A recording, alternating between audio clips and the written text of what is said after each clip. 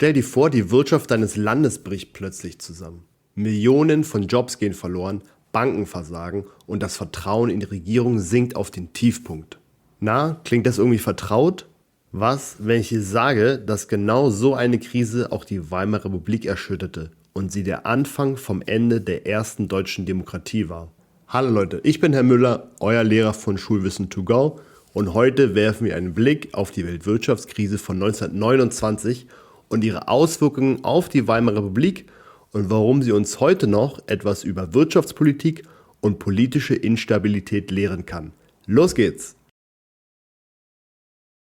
Die Weltwirtschaftskrise beginnt mit einem einzigen Tag, dem 24. Oktober 1929, der als Schwarzer Donnerstag in die Geschichte eingeht. Die Börse in New York bricht zusammen und mit ihr geht die Weltwirtschaft den Bach runter. Aber was bedeutet das für Deutschland? Die Weimarer Republik, die sich sowieso schon mit den Nachwirkungen des Ersten Weltkriegs herumschlug, ist auf die internationale Wirtschaft angewiesen. Als die US-Börse einstürzt, wird auch Deutschland getroffen, und zwar heftig. Viele deutsche Banken und Unternehmen waren von amerikanischen Krediten abhängig, sogenannte Dawes-Plan-Kredite. Als diese plötzlich gestoppt wurden, standen ganze Industriezweige still. Aber was genau ist passiert? Die 1920er Jahre waren eine Zeit des großen wirtschaftlichen Optimismus, aber auch der Gier, auch bekannt als die goldenen 20er Jahre. Ein Video dazu findet ihr oben in der Infobox. An den Börsen wurde wild spekuliert. Viele Leute kauften Aktien auf Kredit und als die Kurse fielen, verloren sie alles. In den USA wurden Aktien teilweise mit nur 10% Eigenkapital gekauft. Das heißt, 90% des Geldes waren geliehen. Ein echtes Risiko, das sich bitter rächte. Hinzu kam die Überproduktion, also zu viele Waren und zu wenig Nachfrage. Für Deutschland kam noch ein weiteres Problem hinzu, und zwar gigantische Reparationszahlungen, die nach dem Ersten Weltkrieg fällig waren.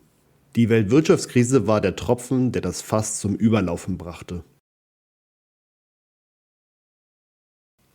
Die Folgen für die Weimarer Republik waren katastrophal. Ganze 6 Millionen Deutsche, etwa 30% der Arbeitskräfte, verloren ihren Job. Die Arbeitslosenquote schoss in die Höhe, Banken gingen pleite und viele Menschen verloren all ihre Ersparnisse. Besonders schlimm traf es die Arbeiterklasse, die Mittelschicht und Rentner, die alles verloren und in Armut stürzten. Aber die größte Gefahr war tatsächlich die politische Instabilität, die durch diese Krise ausgelöst wurde. In vielen Städten gab es Suppenküchen für Bedürftige und man führte Notgeld ein, weil echtes Geld knapp wurde oder von Banken zurückgehalten wurde.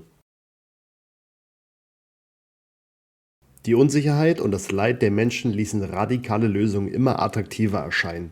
Besonders die Nationalsozialisten unter Adolf Hitler konnten aus der Not der Bevölkerung Kapital schlagen. Sie versprachen einfache Lösungen und einen starken Führer. Genau das, was viele sich in dieser Krise erhofften. Während die Weimarer Regierung immer schwächer wurde, wuchs die Anhängerschaft extremistischer Parteien stark an. Ein gefährlicher Trend, der später zum Zusammenbruch der Demokratie und dem Aufstieg der Nazis führte. Bei der Reichstagswahl im Juli 1932 wurden die Nazis mit über 37% der Stimmen stärkste Partei, nur 3 Jahre nach dem Börsencrash. Die Regierung unter Kanzler Heinrich Brüning reagierte auf den Crash mit Sparmaßnahmen und Austeritätspolitik. Das bedeutet Kürzungen im Haushalt, um die Krise zu bekämpfen. Doch anstatt zu helfen, verschärften diese Maßnahmen nur die Not der Bevölkerung. Und was passierte? Der Vertrauensverlust in die Regierung wuchs und die Arbeitslosigkeit stieg weiter an. Doch anstatt die Wirtschaft zu stabilisieren, spalteten die verschiedenen politischen Lager das Land immer weiter. Die Weimarer Republik war politisch zerrissen und völlig überfordert. Kanzler Brüning wurde später auch der Hungerkanzler genannt, ein Hinweis darauf, wie sehr seine Politik mit Entbehrungen verbunden war.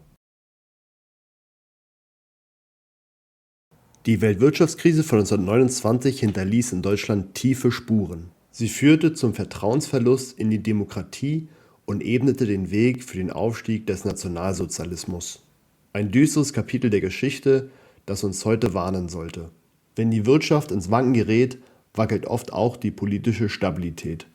Wenn du wissen willst, wie es weiterging und warum das alles letztlich zur Machtergreifung Hitlers führte, dann abonniere gerne meinen Kanal, um das nächste Video nicht zu verpassen. Vielen Dank und bis bald, dein Herr Müller.